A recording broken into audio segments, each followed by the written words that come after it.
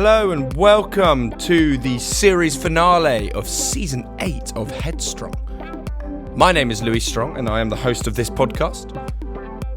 Headstrong is a podcast, if this is your first time listening, where I sit down with a number of individuals in the public eye to talk to them about their lives and their careers, but notably, I want to talk to them about their vulnerabilities, to understand what the word headstrong means to them. Now, joining me on this final episode of Season 8 is the wonderful man, Lloyd Griffith. Lloyd and I met a few years ago when he was supporting Jack Whitehall on his Stood Up tour.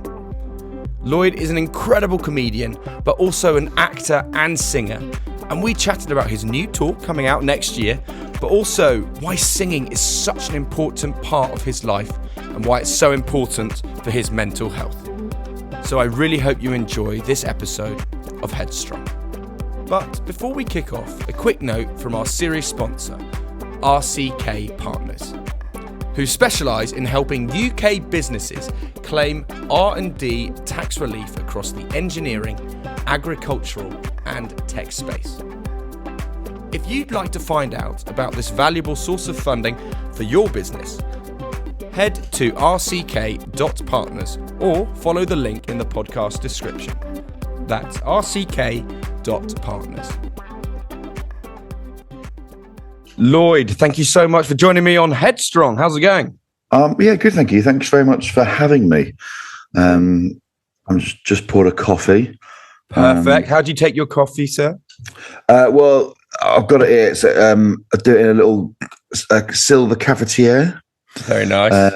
Coffee that was bought for me by my sister for my birthday. She got me a coffee subscription for Perky Blenders, which I'd heard of. I don't like the name, but the coffee's very nice. So I've got their coffee of the week or the month. And then I have it with a brown Demerara sugar. Yeah. And at the moment, I'm using a Califia Farms Oat Barista Blend milk. Usually go for Oatly, but it wasn't in there. So is this the kind of content you're looking for from me? Just what kind of oat milk I use? Yeah, perfect. Well, it didn't take you for an oat milk man, to be fair. I think that is a lot of people are surprised by that. You know, the fact that you definitely have me down as some sort of milkman, wouldn't you? Well, no, I'm a coconut milk man. I like the sweetness, but it is very, very fatty if I have too much of it, and I can tell. Is it? Yeah, it's really fatty. Oh, I didn't know that. That's good. No, that's good content. Yeah, I don't know why, and it's not dietary because I'm obviously at a unit, but I don't like drinking that much milk. But I used to drink loads of it. I used to have cereal every morning, but for whatever reason, and I don't know why, I'm using oat milk in me drinks, and very rarely drink actual normal milk. No, I can't say I drink a lot of normal milk either. I don't like knowing that it's come out of a cow's udder. I know that sounds really strange, but when I actually think about the actual action of it, I'm thinking that's strange. Mate, I've drunk a lot more things from worse places, so... A cow's udder is the least of my problems. If anything, that sounds quite appetizing. Yeah. I've got to say, Lloyd, I'm often quite persistent with certain people to get on the show, people who I admire and respect from certain industries, and you're certainly someone that falls into that category. So when you did reach out, when you saw I did an episode with Tom Lucy, that was really greatly received. So I'm really, really happy to get you on the podcast. So thank you. No, thank you. And it was one of them ones where I know you'd asked ages ago, and for whatever reason, mainly my bad administration, it's just like sometimes it takes something to remind you, doesn't it? Go, oh God, he asked me about this ages ago.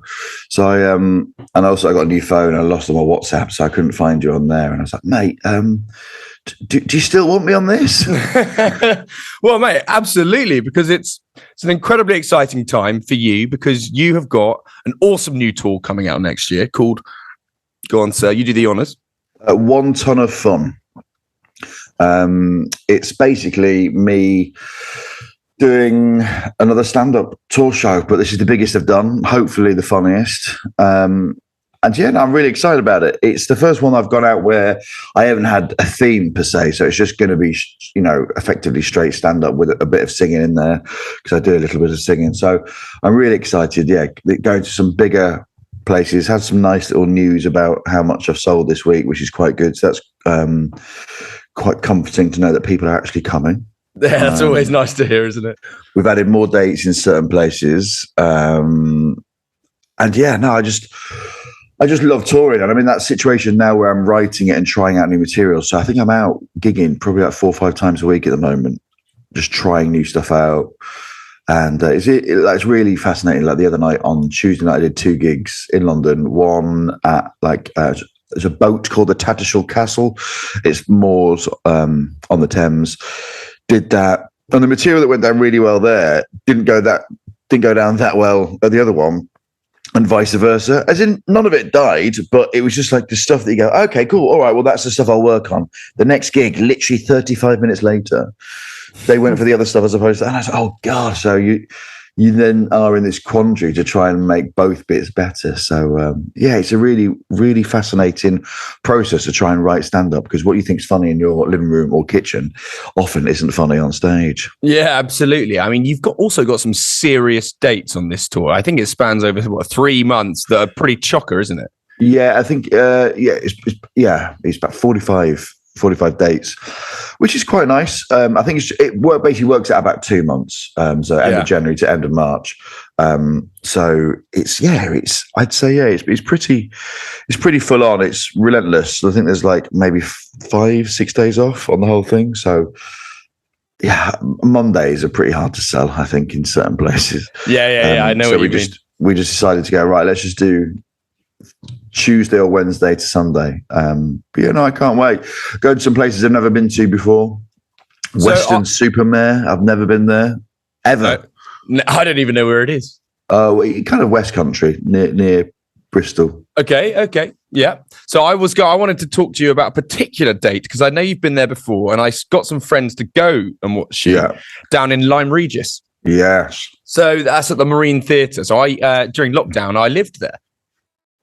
Oh yeah, you did. Yeah, you said that, didn't you? Yeah. So I remember when you did your whenever you were last in Lyme Regis, I got a few of my mates who live there, went down to see you. Where do they go down? Because it's a unique place to genuinely go and tour, because it's miles away, but it's such a beautiful area. Why Lyme Regis? What is that? Something to do with your kind of tour promoting team, or? Well, do you know what it was? It was a weird one, because I'd done a club gig there, so I was basically booked to MC this gig by a promoter who doesn't do promoting anymore, like a really weird, corrupt guy that didn't really pay you. And he was based down in Devon, and he had this gig in Lyme Regis, and we're talking maybe like 4 or 5 years ago now. And I went and did it, and it was a lovely. It kind of reminded me a little bit of home. I'm from Cleethorpes, well, Grimsby and Cleethorpes. I'm from, and Lyme Regis, beautiful little seaside town. And I went there, and it was gorgeous. And the Marine Theatre was absolutely beautiful. The green room, you open the window and it's the sea. It's great. Everything is quite picturesque about it. And this gig was nice, really nice gig. The people were lovely. And then the headliner, who I won't mention, had an absolute stinker, insulted the crowd. Half the crowd walked out. It was like really, I've never seen anything like it before in my life. Like, I don't know what was happening. And they explained they were having a few family issues and stuff like halfway through, but I was like, still, that's not, you don't bring that into it. Like, it was really weird. And I think because of that, the camaraderie, like, I had to go and like almost do like as a compare. If you're comparing a gig, the headliner goes on, the headliner does well. You basically at the end, you do the parish notices. Thanks for coming. Round of applause for everyone. Cheers. On this, I was like, I had to do like 5-10 minutes at the end of not necessarily material, but almost like apologizing and kind of like winning the room round, so that wasn't the last taste in their mouth. And then from there, I kind of always had people going, oh, come back to Lyme Regis. We'll never forget that night. And I was like, okay, great. Got to Lyme Regis, and I think it sold pretty well on the tour. And I was like, who is here from that night? And there's like 4 people. And I was like, where's this? I've only put this on because I thought everyone was going to come back because of that night. And there were literally 4 people from the night. And I was like, oh, Okay, then fine. All right, cool. Oh, dear idea. But it was lovely. It was a really, so when I've actually just signed to a new promoter, the same promoter as Jack's Tours, which is how we obviously know each other. Yeah. And they were like, "Are there any ones you particularly want to do?" I was like, "Definitely Grimsby, definitely Lyme Regis." Oh, that's good to hear. So, well, I mean, to be fair, they were obviously, like, I'm not a lunatic. London, Manchester, Newcastle Obviously, were always in there. But of the ones that you wouldn't necessarily think, the ones off the beaten track, shall we say? Exactly, yeah.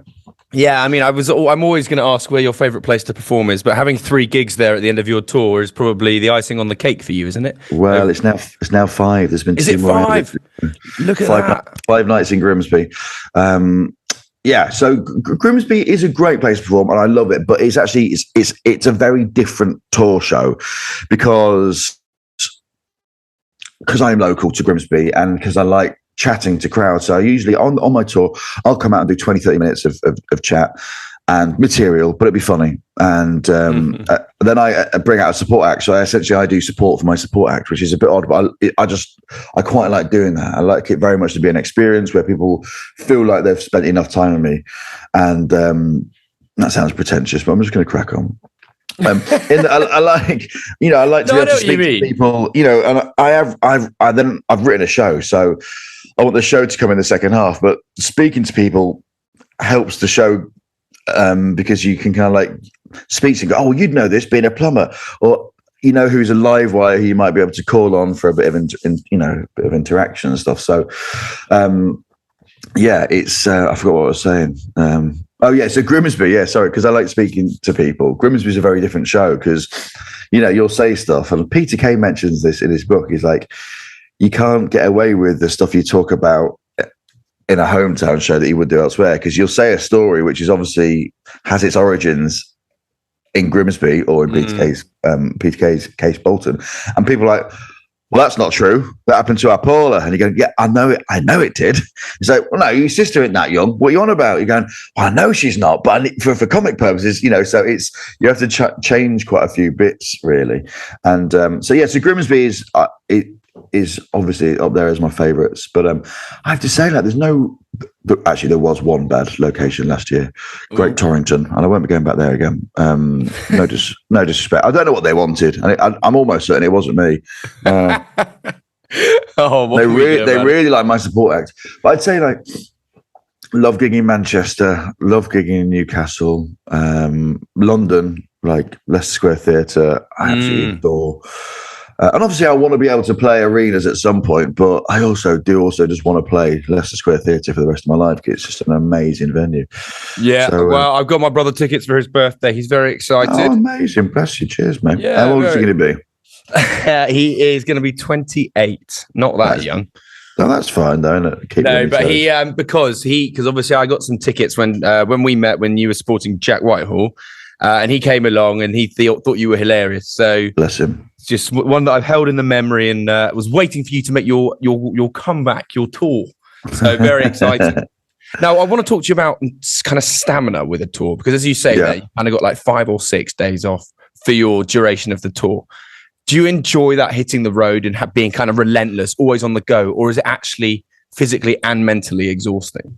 It's a bit of both, really. I think I did a tour, I think 3 tours ago, and it was quite sporadic. It was set over maybe 5 months, and I didn't enjoy it because I kind of just wanted to do it in one full swoop. And I think it's, the best way to describe it, and I've never really said this before, it's a bit like a tournament. You know what I mean? You train for a tournament and then you do the tournament. And so the fact that I'm doing this in 2 months, I think just means I'll be really match fit leading up to it. And then once I'm doing it, I'll be as match fit as possible, and will sadly get better as the tour goes on.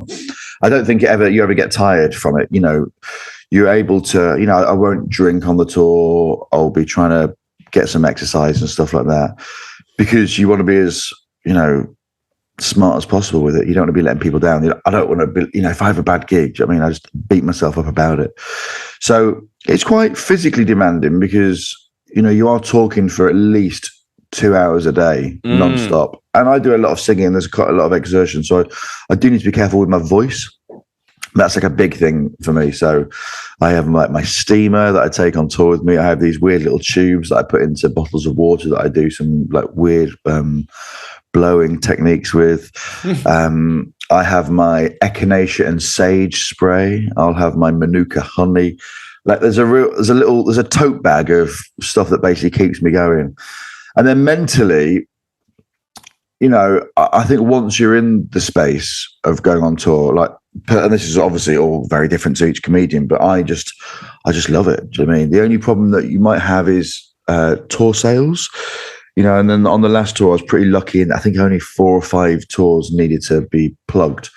The beauty of going out on tour with Jack Whitehall is if you do a 10,000-seater arena in Leeds, your 220-seater tour show at the Wardrobe will sell out overnight, and that's great. When you're not doing that, you know, it's very different. So on this one, I think the mental issues are going right. Has the tour sold out? Is it all okay? And then you can concentrate on the show. So there's different like angles at it. But yeah, I do love going out there and doing it in one full swoop, because I do think you are ultimately kind of like match fit. It's like Edinburgh Fringe Festival. You know, that's the only place where you can effectively gig every single night for a month. And then a tour is the only place that you can do that. But obviously you've got to then go to them, and there's a lot of driving. But that's down to the tour manager. Are you pretty good at falling asleep in a car? Yes and no. Like when you come off stage, your adrenaline's pretty high. So it depends. I think we've got a 3-hour rule. So basically, if we can get home within 3 hours, we'll go home. And if we're not 3 hours from home, then we'll stay in the area and come back the next day. But basically, I used to drive myself the whole time, and this is the first time I've got a tour manager, because we're going into bigger rooms. It's a bigger tour, so I've got a tour manager for the first time, which is obviously brilliant. And Luke, good lad, I've known him for years. He's going to be driving. He lives down the road, so I will do a bit of the driving because I love driving. I know. Not to sound like, you know, Jeremy Clarkson, but I just, you know, I do love. You know, I think it's part and parcel of going on tour. You know, he's been able to drive, and you know, I know the motorway services of the UK intricately. I can imagine you'd probably rank them. But now let's talking about going back to that kind of new material. As you said, you're testing out material now, a few nights a week, seeing what lands, what doesn't land, ultimately work in progress for the tour. How does that work in terms of your own concern and worries? Are you always happy that it's going to kind of come together for the big shows, or do you have that kind of like anxiety of being like, I need to make sure I put together the best show possible, and when something doesn't land, you're a bit like, shit, like, you know? What I've learned and writing shows as you've got older, and this is purely, you know, being a comedian, as you get older and more experienced, I guess better, writing a show becomes easier because you know how to write a show. And what's beautiful about having a tour and people that will come and see your tour is that you've got people that will come and want to see you as well. So, you know, it's just sometimes when, like, for example, when you do Edinburgh, you know, you can do a show and people don't know who you are. And if it's not I'm saying if it's not funny the whole time, you know, it can be a bit, you know, a bit of a tough one. So people want to come and see you. You know, when you're doing a tour, they've invested. I say the majority of them have invested to come and see you. So it's. I'm not saying you can get away with murder, you know, but it's quite nice in that there's. You know, they're invested in you straight away. So they're there to see you. So they're not there to see someone else, if that makes sense. Yeah. So it's like they know your genre. You don't need to win them over. Well, yeah, but also, and I think that you shouldn't rest on your laurels with that. You absolutely still need to win them over, and, you know, still be like, I'm still funny. I mean, I'm still, you know, but writing new material, what I've realised as well is that I really enjoy writing this, you know, shows, and it evolves. Let's say I'm going out end of January on tour. I started first doing previews for this tour January last year. So I think I did like 2 or 3 new material, kind of like 40-minute slots, and then went to the Leicester Comedy Festival and did like a few hours there. And honestly, the stuff that's in that show that I did then is absolutely not in the show that now. Do you know what I mean? So it always evolves, and you kind of, I like, you know, putting together shows that you go, I wonder if that's going to be in. Wonder if that's going to be in the set, when I come around to doing it. It's a little bit like, as a football fan, in pre-season and the first few games of a season, I support Grimsby Town. I always take a screenshot of the squad that starts the first game of the season, because I'm interested to see who's actually still in that squad at the end of the season. Once the manager's found a team that gels and stuff, and it's a little bit like that with this. You're going, I wonder what's going to make the cut, because there'll be stuff that you really want to put in there, but it just doesn't fit in, with the show. And you're going, oh, actually, that just seems a bit clunky. It's a really good bit, but maybe it's for another show. And every year, I go through my old joke books. So I've got there's a couple here, there's 3 joke books here of stuff from previous years, where I'll just go through them and see what didn't make the cut from previous years. Go, oh yeah, I loved that bit, but it just didn't work in there. So, there is an anxiety that it doesn't work. But I think as you get older, as you get better, you realize it does work. You've just got to trust yourself, really. And once you've got out of that initial anxiety of me, trying out material and it dying on its arse, and there's usually a rule of 3. If you do it 3 times, it gets nothing, you bid it. Really? But if it gets a titter in one of the 3, you go, okay, cool. Well, it could work, but ultimately it should be funny relatively straight away. I mean, obviously, that's something that is always going to be included in your work is some music orientated aspect, which is obviously stems from your childhood and indeed your training. So let's talk about music as a child. Where did that passion and kind of talent, in fact, first kind of arrive in your life? Well, no one in my family was musical. I went to a normal comprehensive school in Grimsby, and then I was given an opportunity to go to this choir school, which was like a private school in Grimsby, the only one or 2 in Grimsby. And essentially, there was a choir there, and I really liked the choir, and I joined the choir. And then from there on in, nothing else mattered. I obviously loved football.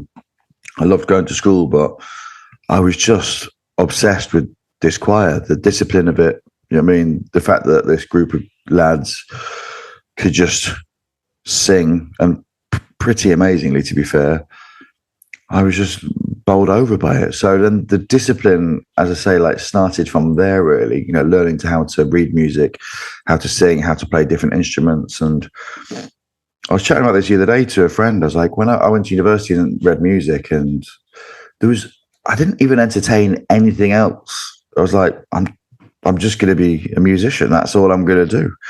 It's the not only thing I'm good at, but it was just, this is what I'm going to do. So yeah, essentially did that and loved it. And I'm really lucky that I still do it. Obviously then, comedy's taken over. But I've just been involved in this opera at Grange Park, which was brilliant. Got a few musical things coming up. So yeah, I could never drop it. I could never leave it. I love singing. What is it that is so captivating for you about music? Is it that kind of release from reality? Or is it that kind of the feeling of singing with loads of people in a choir? Yeah. Is it a way of expressing emotions? What is it? Or is it an amalgamation of those kind of things? Amalgamation, real amalgamation. I didn't realize how heavy I relied on singing for my mental health until the pandemic, where I didn't sing at all. I didn't think for 2 years. Obviously singing on my own. And I could have gone to music college when I moved to London to become a proper professional solo singer. And all my friends have gone down that route, gone to the Royal College, Royal Academy, Trinity, and are now opera singers. And I think there's a reason why I didn't. There's a few reasons why I didn't. And one of the main reasons why is I didn't enjoy singing on my own as a soloist. I was capable of it and I was good, and without sounding arrogant, I could have done a career in it. But I just preferred singing in groups, in consorts, in choirs. And I think that's the thing that I love more than anything, is the fact that it's the repertoire as well. I just love the repertoire, of all the back catalogue of choral music. And it's that togetherness. It's also the sound, but also this sounds really wanky, and I'm sorry, just transports you to a different place. When I'm singing, it's like nothing else matters.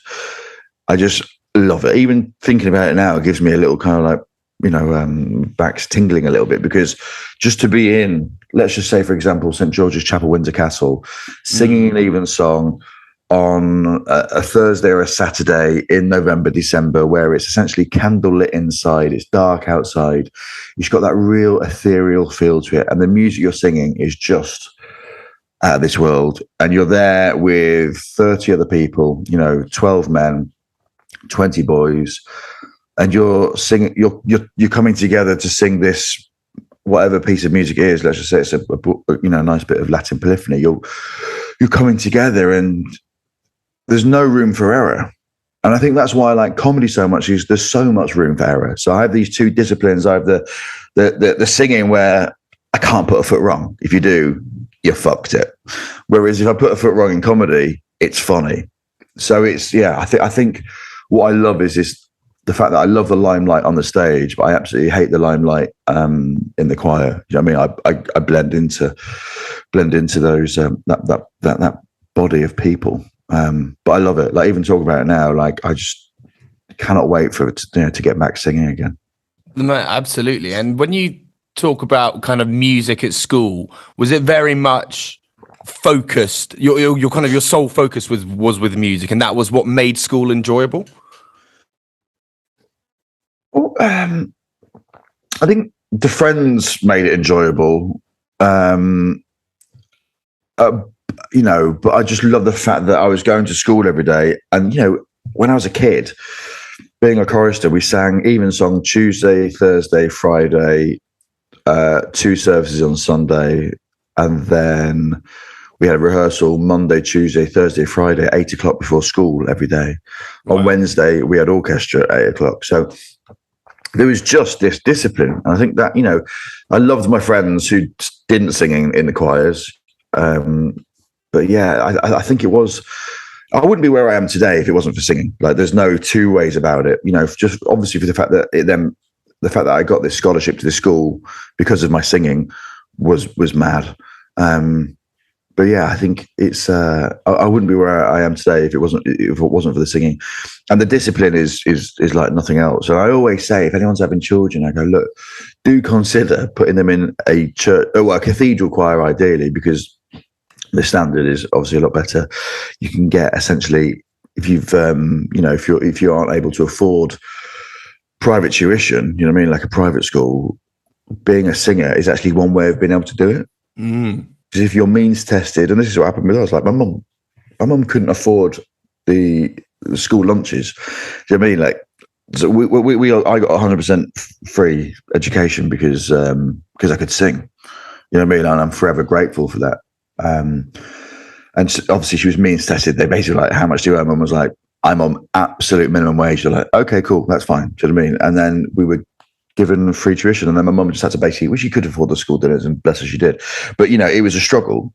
And I always say to other people who might want to give their kids as good an education as they can, do consider going to like a cathedral school. And because there is a pot of money for kids from backgrounds where money isn't on offer, to go and sing. And just this discipline that you get with it. I keep mentioning the word discipline.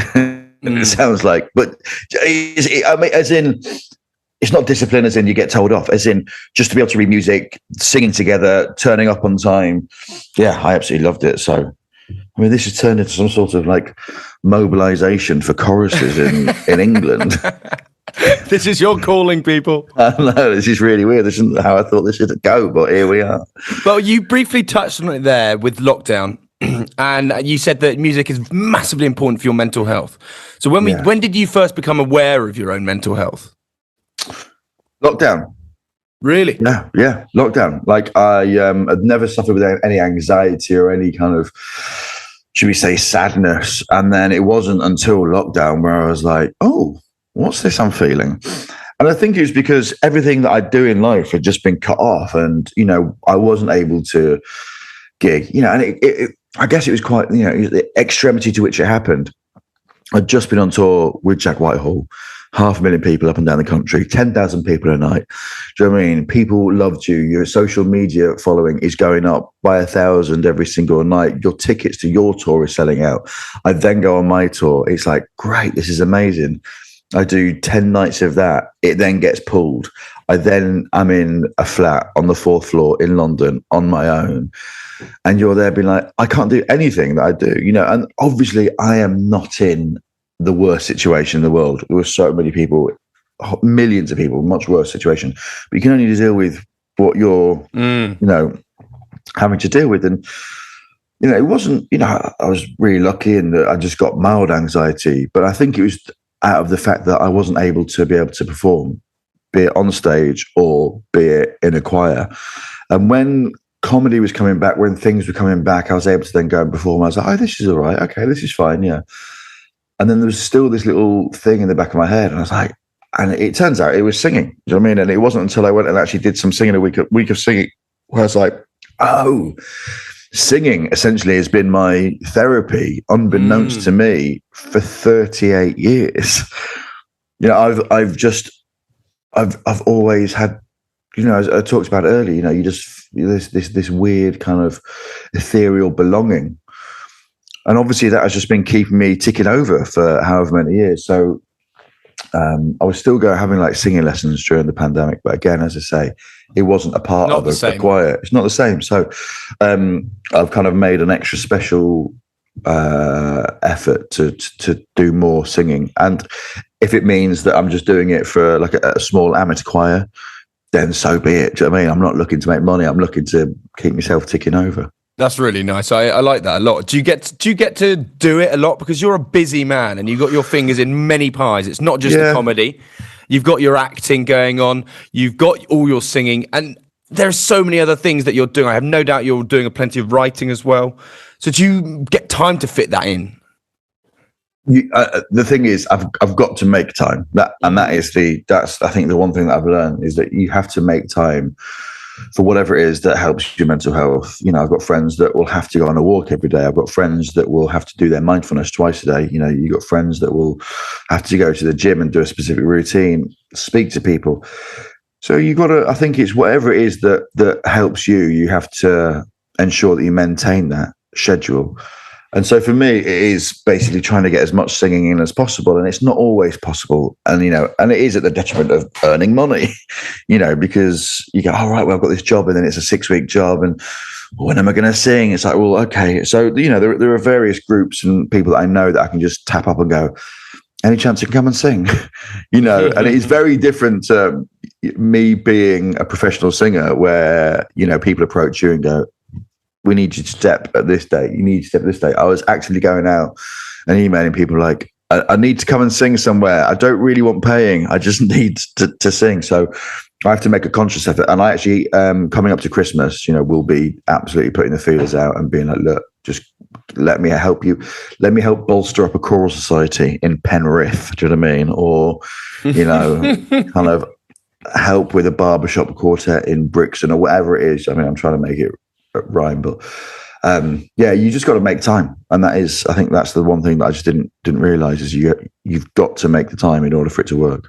I mean, that's kind of leads on to my next question then. Being self-employed is one of those things where you feel like you've always got to constantly be busy. And you there's technically no time to switch off because you're the one who creates your own money and your own employment, etc. Are you quite good at saying to yourself, right, I need to switch off, I need to maybe have a morning? You're bad at that, are you? Yeah, really bad. And it's something that come up with me and my girlfriend. We're both self-employed. I'm on my phone the whole time and it seems like I'm addicted to my phone, and it's, I guess, to a point we're all addicted to our phones, but essentially that is my office. You know what I mean? That's the thing that keeps work coming in. And I do struggle. Well, I went away this weekend. It was my birthday weekend, and birthday weekend. Who am I? I had a birthday on the Thursday. We went away Friday, Saturday, Sunday, and also we went away Friday afternoon. Came back Sunday morning. So essentially, we had Saturday. You know what I'm saying? I don't want to sound like I'm some sort of like mad fucker. Although anyway, so I went away, and again, having to just put my phone away for like half a day, I struggled, and because it's like, what's going on, because it's the source of my income. Is I started wearing a watch, so that I can tell the time on my hand and not have to go to my phone and then get distracted when I look at my phone. I've got that problem. So I have to. I wear a watch now. It's not on at the moment because I'm going to the gym after this. But I wear a watch so that I don't look at my phone. And it is hard to switch off because, I do want to be busy the whole time. And I think I am quite a motivated person in that, tonight I was supposed to be having a night off. I was supposed to today. I'm writing. I've got a writing. So I'm going to the gym. And then from about 12 o'clock, I will spend 12 till about 7 writing the show in a workspace that I've got down the road. And I go there and I work on it. And then my live booker yesterday sent me an email being like, can you go and do this gig in Henley? It's a last minute dropout. I was like, yep. Yeah, I could do that. Yep. And then a mate of mine, Rich, was like, can you close this gig in Hayes? I'm like, well, it's on the way home, so I could do that. Yeah. So what was, I've been gigging every night this week, Monday, Tuesday, Wednesday, Thursday. Tomorrow night, I'm not gigging, I'm doing something else, but I'm doing voiceover for like 4 or 5 hours, then going to Grimsby. So Saturday is a day where I'll have Saturday off, and that'll be nice. Sorry to interrupt you, Lloyd, but if you're looking to take advantage of R&D tax credits to boost your business's cash flow, RCK Partners can help you. Simply head to rck.partners or follow the link in the podcast description. That's rck.partners. Now, back to the podcast. So Saturday is my day off, but I do struggle to try and put in downtime and holidays as well. Like, again, me and my girlfriend have been together 2 years and we've only had one holiday abroad, like proper getaway beach, nice 2-week stint. We've been to Paris a few times and, we've done a lot.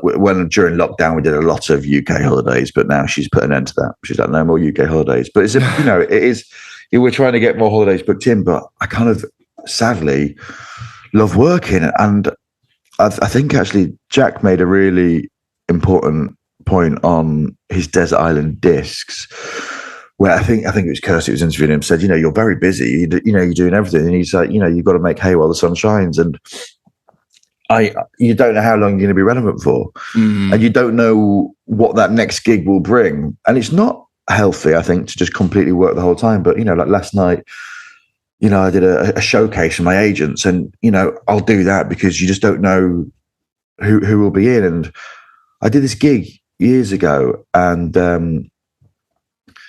it was in just outside of Leeds, a place called Thorner. And it was run by the lady that booked Leeds and Reading Festival, Tanya. And she was like, look, we put on this gig every year. It's basically for the residents of Thorner. Their village gets trampled on during Leeds Festival. So around December, I put on this event. And it's a comedy thing. And she's booked it and everyone's done it. Jack's done it. Kevin Bridges has done it. Jack D's done it. Like everyone throughout the years has done it. And, Tanya is a great booker. Anyway, I did this gig and it's in a village hall on the outskirts of Leeds. You know what I mean? It's very provincial. And it was rowdy. It was lovely. And you didn't think anything of it. It was just a normal gig on a Saturday night in Leeds. And there was someone there, a booker for a Netflix show, who randomly just saw that Russell Kane was doing the same gig. Knew Russell Kane, was like, right, I'll come along to this. Saw me improvising on stage. I did one joke. I was comparing. I did one joke the whole night.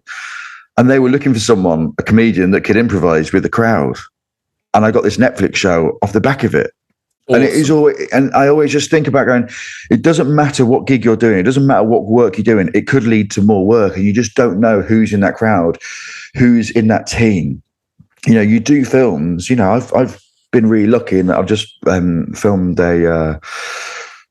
Russell T Davis's new ITV drama called Nolly, where Helena Bonham Carter plays Noel Gordon, the title role, and I'm in that because I obviously auditioned for it, but I've been in It's a Sin for like a small scene, and Peter and Russell remembered that. So it's almost like, if always do a good job when you turn up, and you never know what happens off the back of it. And that's why I find it quite hard to switch off. Going back to your question and going, well, yeah, but if I turn down that gig, I don't know who will be there. And I could get, so this gig in Henley tonight, I've got no idea. There could be some like banker that goes, oh, actually, will you come and do our Christmas corporate? It's X amount of money. Going, yes, I'd love to. Perfect. Or it could be, I found the support actor who's doing the rest of my tour. I just saw him by chance at a gig that I turned up. I wasn't going to turn up, until my end slot at a gig in Lincoln, and I turned up in the middle bit because I spent the day with my mum, and I saw him, and I was like, oh, I'm glad I saw him, because now I've got like a really support act that I can do every day of the tour, and I'm so it's just, I find it hard to switch off because I just don't know what opportunities are there, and it's a problem. You know what I mean? It is a problem when you're freelance, and I'm sure you've got it where you're trying to find that work balance of going, right, when is me time? Do you know what I mean? Like, when do I book in my singing? Do you know what I mean? I don't know what your mechanisms are, but what do you do to switch off? I mean, I've got a dog, so I think I make sure that when I get up, I go outside, we go for a walk, and I listen to a podcast. And I think starting off in a routine like that for me, because I'm not a massive fan of the gym, and I need to get back into it, to be fair. But just having fresh air, going outside, and then just kind of switching off almost immediately at the start of the day. And then I go, right, I've had that time to myself. Now I can invest in other people, invest in everything else that's going on, and kind of see what happens. Yeah, but that's really important for me. Eating well as well, I think, is really important. Yeah, 100%. Eating and not drinking. I found, as well as I've got older, like I turned 39 last week. It was my birthday week, and alcohol is one thing that just absolutely chips away at me now. Yeah, sure. I used to, like, at university, I went to Exeter. Exeter's quite a boozy. Well, so did I, mate. Did you? Yeah. Have we chatted about this or not? Yeah. Oh, sorry, mate. What halls were you in? I was in Holland. Like, I was fulfilling every stereotype. Wow, yeah. So for the listener, that is the Sloaniest, poshest halls you could, like, they were unbelievable. Oh no, Holland, yeah. Right at the top of the hill. Right at the top, yeah. Because they were basically being built as we were there. So I'm obviously a little bit older than you. But we had a little look round of them when they were completed. It was like, oh my God, this is like a 5-star complex. I think Marden was the posh one. Marden was next door. The one, it was kind of very Harry Potter-esque. Yeah, like a stately home. We were in like these dooryards, which essentially was a prison, but with quite nice food, but with people from every posh school going, and state schools. A lot of, Exeter was one of those ones where it was just a complete mix. Yeah, you just had the Sloane Rangers, you know what I mean, in their gilets, and then you had just like. On our corridor, I'd say it was like 70%, just normal working class people, and then like 3 absolute Sloane Rangers. But yeah, it was a real mix, and I loved it, because it was great. It was, but there's a big drinking culture at Exeter, huge drinking culture, and I honestly would go out every night of the week, apart from Saturday night. Locals night, but also because I crucially had choir on Sunday, and it worked out perfectly for me. So I wouldn't really go out. Friday and Saturday was like ones where you'd kind of like almost chill out. Then midweek, it literally started Sunday, Monday, Tuesday, Wednesday, Thursday. So Sunday night, it would be usually world beats at Timepiece or Arena. Monday, it'd be like Arena or Vaults. Tuesday would be Arena. Wednesday would be Timepiece. Thursday would be Arena, Vaults, or Boxes and Boogies. And it was just relentless, and you drink, and then as I like moved to London, I'd still keep drinking. Now, like if I drink, like last night I had this showcase, I had 2 beers. I was like, I can't drink any more than that, otherwise tomorrow is going to be a struggle. If I have a big night now, like the next day is just me texting people saying, do I need to apologize for last night? Just the beer fear kicks in, and that day's a write-off, and it's quite sad. And I've got a few friends that have said that they've done that and they're coming out the other side, and I really hope that there is, my mate Steve, best mate Steve, he don't get hangovers anymore. I'm like, what? I honestly have been so close to calling 111 after a few hangovers, being like, this isn't a hangover. Like, I've got to have some sort of disease. Like, this is I can feel my insides rattling. But yeah, so alcohol's a big thing, and eating. Like eating. I'm a big chubby lad. My cousin, again, because it's my birthday month, my cousin just sent me a hamper of cheese. I cannot tell you how many so many cheeses, and I'm like, oh God, like I need to lose weight. But I've got 30 different cheeses in my fridge now.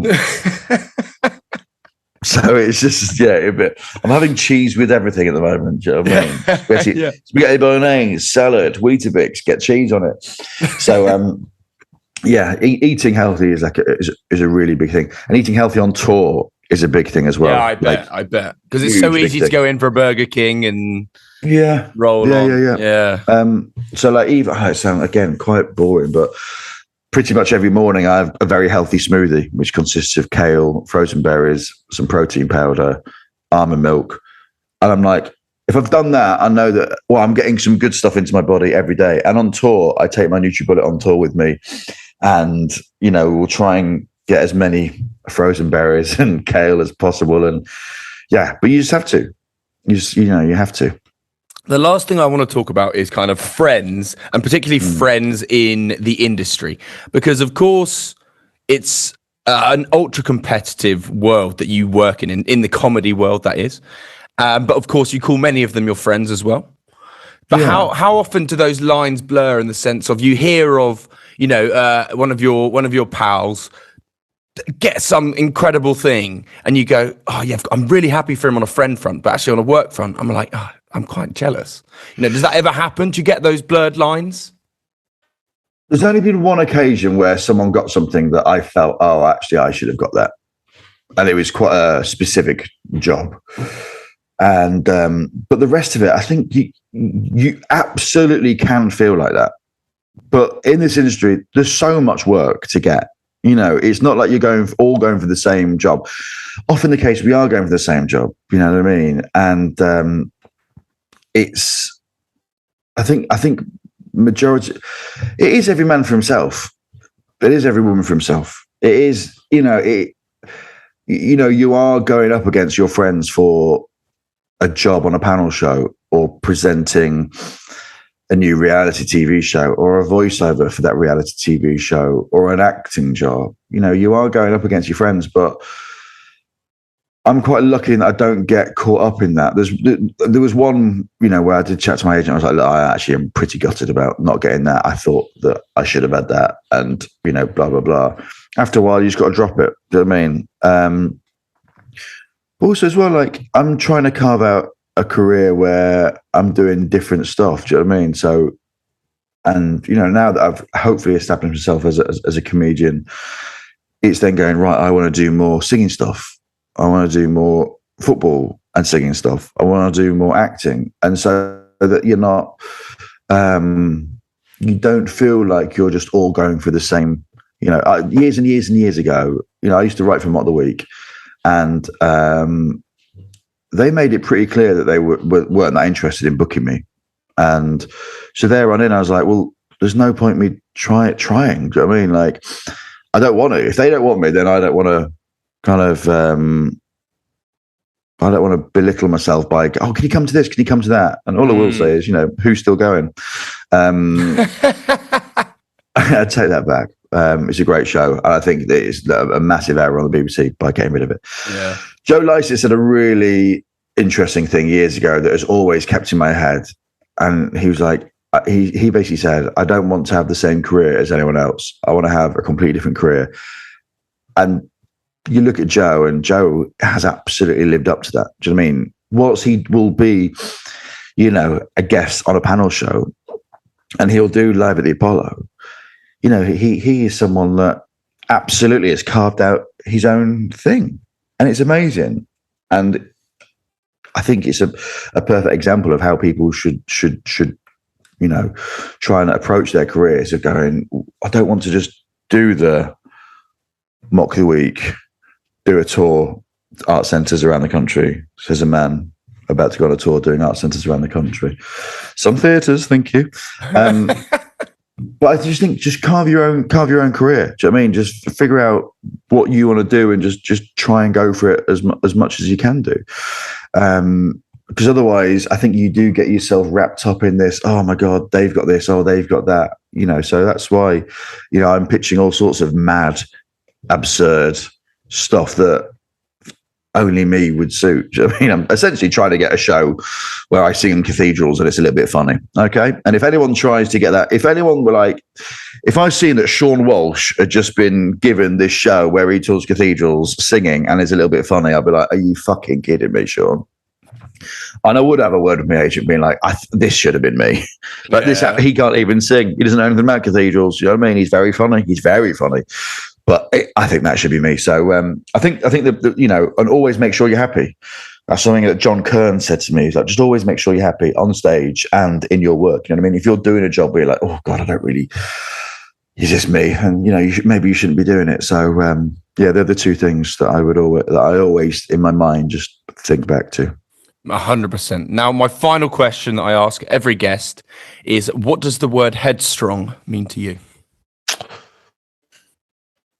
The word headstrong, I think for me, it's just believing in yourself that the practices that you've put in place, beknownst to you or unbeknownst to you, you go through with them. So we were talking earlier about, you going on your walk and you go listening to a podcast.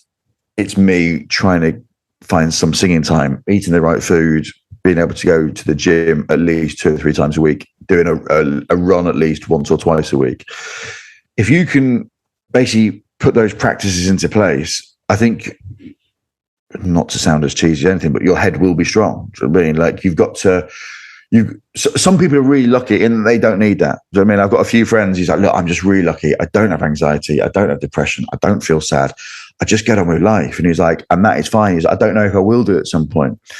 And that's an amazing place to be in. And, fair play to you. But if you do, like I've had to do this over the last 2 years is to figure out, right, what do I need to do in order to get by, in order to not get a little bit down and not get a little bit sad. And I think obviously not everyone's going to find their way straight away.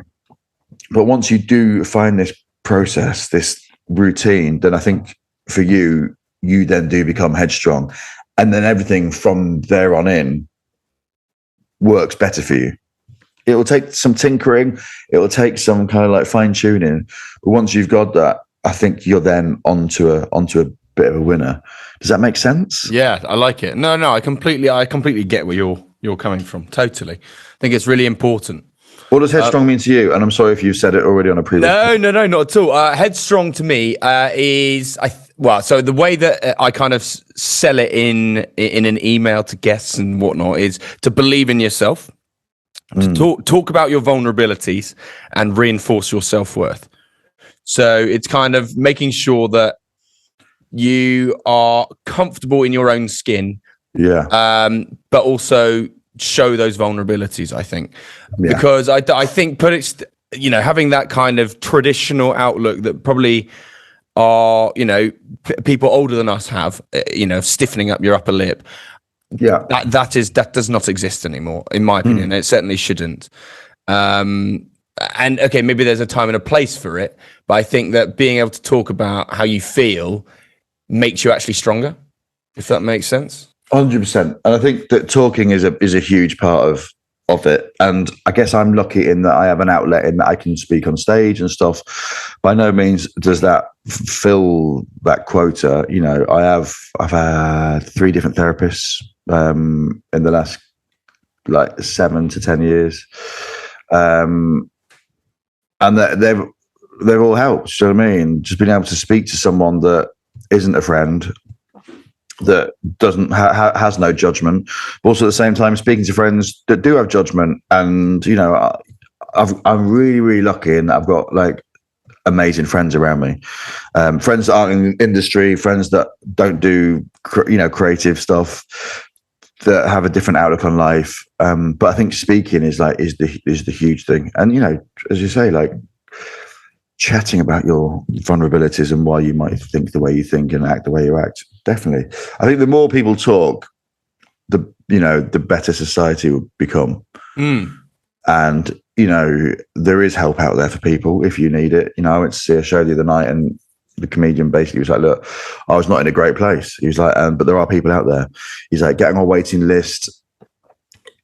There's free help available. You might just have to wait a little while. And hopefully you can wait a little while. If you're able to afford it, there's really affordable, good therapy out there, and not worst case scenario, but like there's helplines you can call and stuff. So even if anyone that is listening to this is like, well, actually, do you know what I mean? I don't know what to do. There is help out there in various different forms. And hopefully, if everyone in the world could speak to someone, then this world would be such a better place. Completely. Less dickheads. Completely. Less dickheads. Lloyd, top notch. Thank you so much for joining me. Thanks for having me. I've loved it. And there we have it. That is the end of season 8 of Headstrong. A huge thank you to Lloyd for reaching out and joining me on this episode of the podcast. I really enjoyed reconnecting with Lloyd, and I think that the conversation was really engaging, and I hope that you, the listener, found it useful and helpful. It's really important to note that there is always someone there to talk to, be that professional help, your friends, your family, or indeed these helplines, which will be linked down below as well. If you have enjoyed the episode, and indeed the series, there are plenty of episodes in the back catalogue of Headstrong with some wonderful guests, so please do go check it out. If you have enjoyed it as well, please do leave a review. Hit subscribe so you never miss another Headstrong episode again, and you will also get all the news on Headstrong if you go check out our social media at Headstrong Podcast. Until next time then, thank you so much to you, the listener, for listening to me ramble on with all these wonderful guests. I really appreciate your continued support.